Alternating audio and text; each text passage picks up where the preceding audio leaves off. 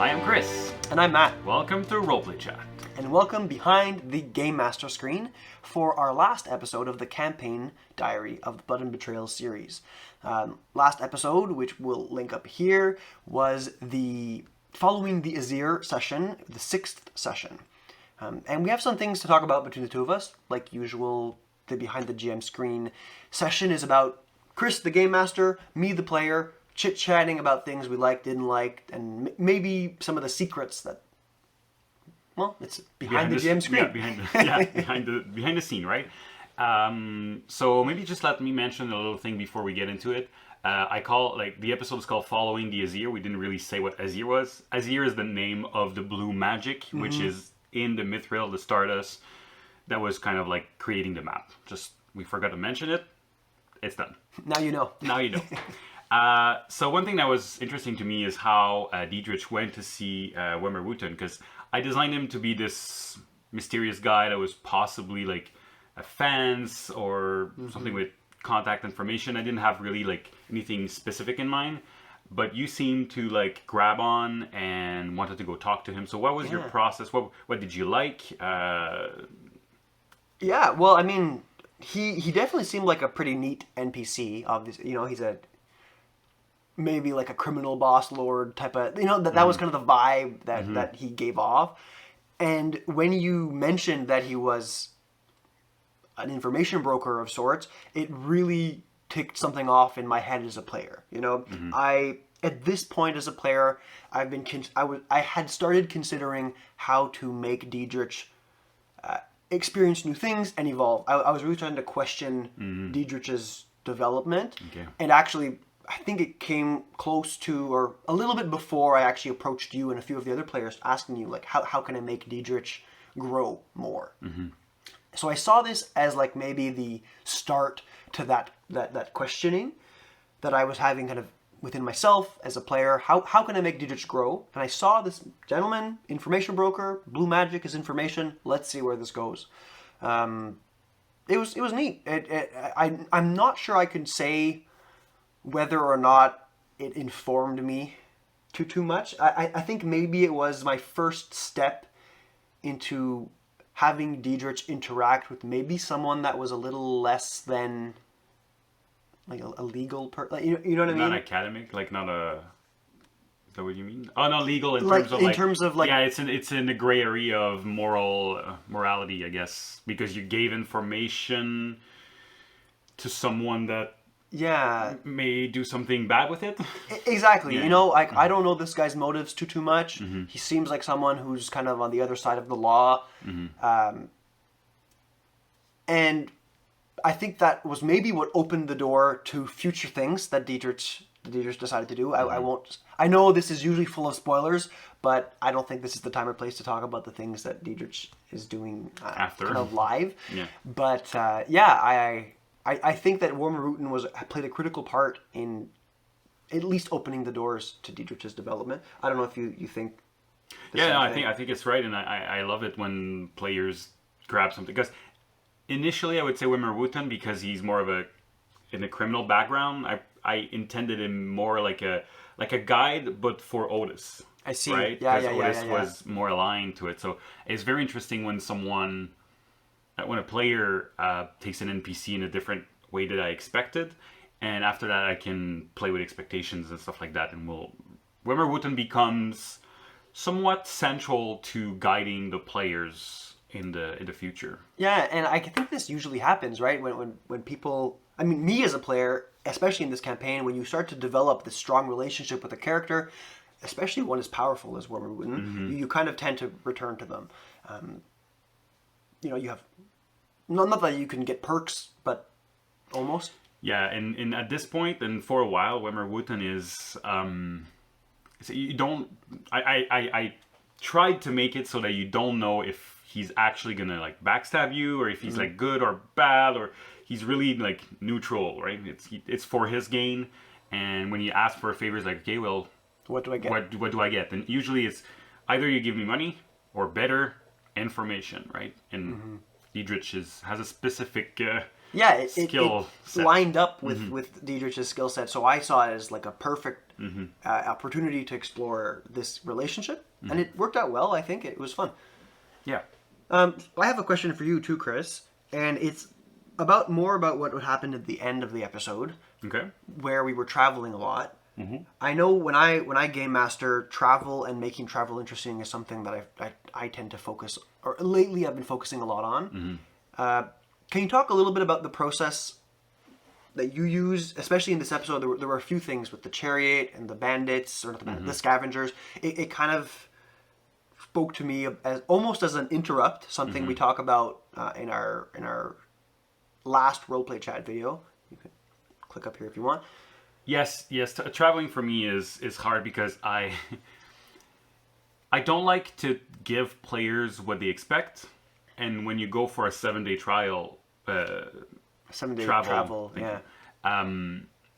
You expect challenges, but if I don't put anything, it's not interesting, right? So I try to come up with things that I can afterward, like obvious things that I can try to tweak. The chariot thing was an interrupt. It was mostly to make sure you have a decision between carrying this piece of equipment or leaving it there. And carrying it could have repercussion because it could be dragged in the water, you could be attacked. So I didn't put any attack because I figured you'd probably be expecting it. So it was just a little small thing, and to be honest, I didn't know how you were going to solve it. And I think we carried it. You took it right? apart, Yeah, and then moved it, and then put it back all together. We wasted a lot of time. Yeah, it was a lot of time, but like that's part of the game. Sometimes it's a different level of interesting. But I saw somewhere someone said, how do you keep your players busy for 2 hours? And it's like, give them a door that's closed and see what happens. yeah. Sometimes yeah. Anyway, so that was one of them. The other one was the scavenger. That was probably my main interrupt. And for me, it was playing with the fact that you don't have to fight every combat. Because at this point, I felt like there was something in front of you. You would usually fight hide. it. Especially Umgrim. So it was for me a way to show that you don't have to fight everything. Because I knew the scavengers were there for easy picking and would leave pretty much.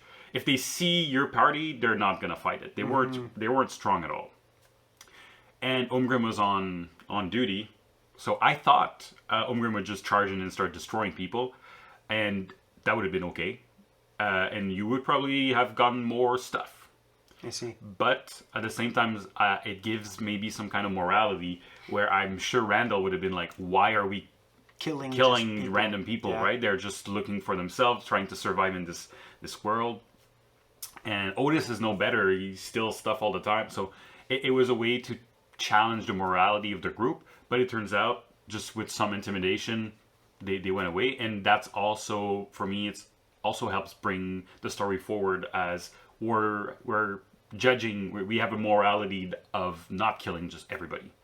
So again, it was playing with the expectation that the bandits won't just attack you because why would they attack you? They just want stuff.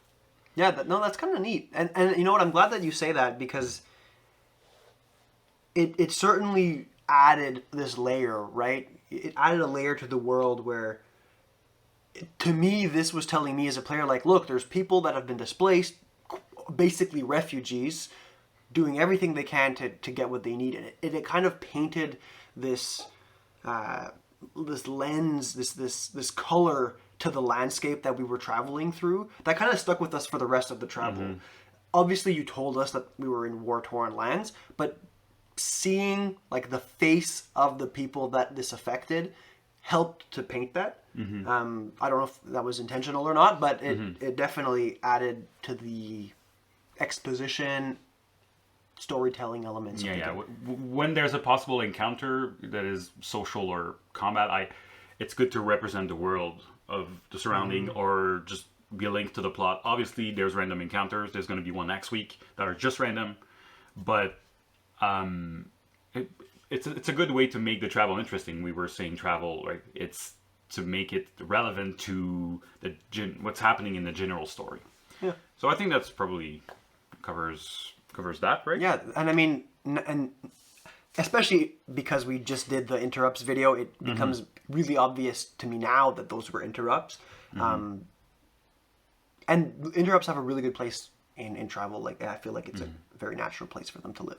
All right, what do we want to talk about next? Maybe so the letter. I was pretty happy about the letter. I think at this point you had it for like 3 games, 3 or 4 games. Yeah, and I think at this point, I mean, me as a person started to figure out this letter pretty well, but as a character, I don't think most of the party had that much time to actually engage with it.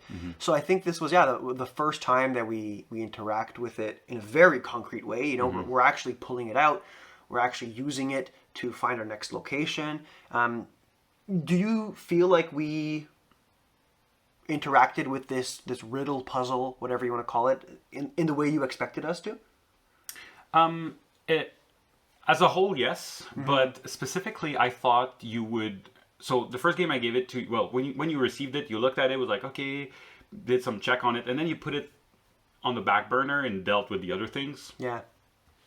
And I thought you'd be more always looking like, okay, this happened. How does it refer to the letter? How does it refer to the letter? Okay. So, for instance, when you got back Blackblade, it was he was mentioned in the letter. I thought probably you kind of did the link there, but I'm not sure everybody did because your letter was in your like character pack. Yeah, thing, right? yeah. So that was a bit worried, and that game I remember being like, okay, today, guys, you're dealing with the letter. Like, I want you to deal with the letter. And actually, when you say that, part of the reason Diedrich didn't openly talk about the letter very much with the rest of the party is because I remember when he revealed himself to everyone in the sewers, he got kind of mixed, like, the party wasn't exactly happy to find this out.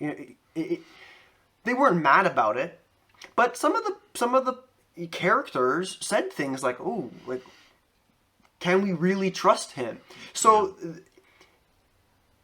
I found myself unsure of how Diedrich should react, and I think my gut instinct was like, well, maybe I should keep this a little close to my chest. Question for you. Now, with the experience of what we went through, would you do the same thing as a player? Like, I know that you could justify the same thing, but would you be more open with it to try to involve other players, or would you still be playing your character in a way that is more sheltered, I guess? I mean, I think I would have probably... We're getting better at role-playing together, especially about things that are kind of like meaty situations. So I think I would have taken the opportunity to have like a one-on-one situation where I talk to someone and be like, why are you guys giving me the cold shoulder? Why aren't you... Like, I'm here to help. Like, I would have had that opportunity to engage with someone to be able to have a better reaction to the situation. Okay. You know what I mean? Like, I think I took a few of those small comments that might have been said in a roleplay, like intended as roleplay stuff. And I said like, ooh, okay, I'm going to roleplay Diedrich's reaction to myself, which is the wrong move. I should have roleplayed that in a public space to allow for the rest of the party to confirm or deny those feelings. Yeah, I think that's great, and that's something very interesting because I won't explain in detail because I'm running another game for other people, and there's something that happened where I asked the player, how do you feel about it? Like, make sure you know how your character feels about the situation, and he solved it. And after the game, he was like, "Oh, it's fun. I rationalize how my character was okay with this, but did not engage anybody with it." So that's the thing. It connects with where you're saying, like, it's not only you explaining it to yourself, but it's then showing it through an interaction with someone else, and that's where role play really. It definitely shines, and it's a learning curve, right? In the moment, had you asked me if I had done that properly, I probably would have said yes. And it was like it's just we're getting better, right? And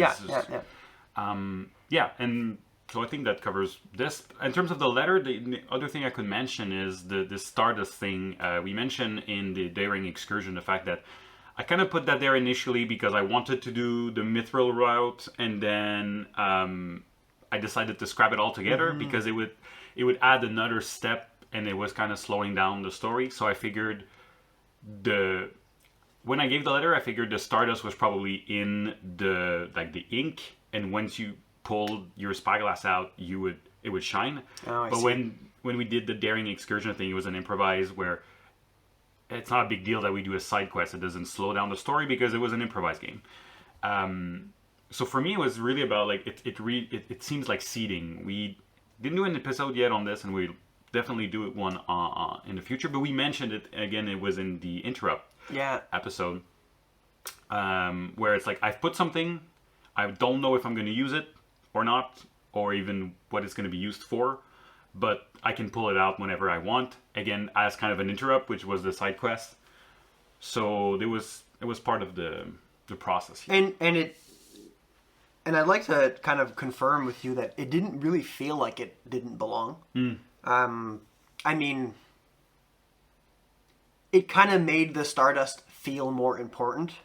Yeah. Which maybe it was an unintended side quest of side effect of having that mini quest where they went off. But like as a player, your meta knowledge, you see, okay, they obviously went all the way here to get this thing, so it's clearly related to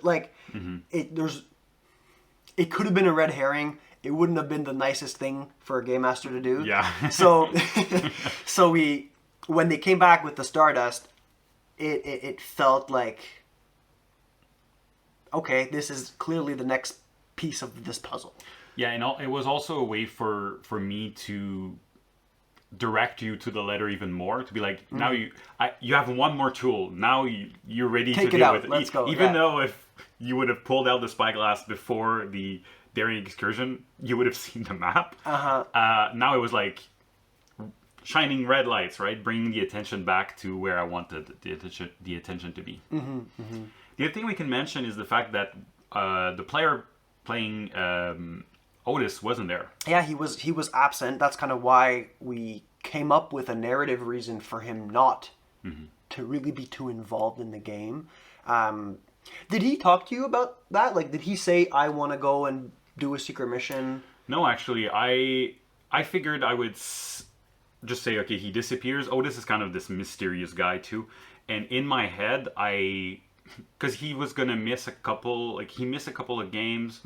So I would always know what Otis was doing in parallel. And I figured once he comes back, I will talk to him, be like, this is the idea I have for you not being there, like Otis not being there for those games. Are you okay with it? Do you want to change it? That's basically what I do. When we skip a week, or when we a week in gameplay, I mean, when a player's not there, I come up with a reason that I can link to the story, and I usually tell the players, are you okay with it? If you want to change something, tell me. We'll change it and I'll make it work. Yeah. And that's one of the solutions we talked about actually when we discussed in one of our previous episodes about player absences as being one of the better solutions, right? Yeah, one of the solutions is making sure it makes sense in the story and not this disappear, reappear act that doesn't have any meaning. So you'll see that once Otis shows up again, it actually elevates his character, creates even more of his backstory, and it's actually very helpful to the rest of the campaign. So I think that's everything for today. If you guys have questions that you wanted to reach out to us with, you can always contact us on Twitter. That is at roll_play_chat. Or we have an email. It's contact@roleplaychat@gmail.com, and we encourage you to comment below directly, and we'll get in touch. Yeah, I hope you guys enjoyed the episode. We're coming up close to the end of the first season of the Blood and Betrayal Campaign Diaries, so we're hoping you're enjoying these, and we're hoping you're going to enjoy the kind of the big finale, let's call it that. So until next time, that's everything for today. That's all, Matt. Let's call it a chat.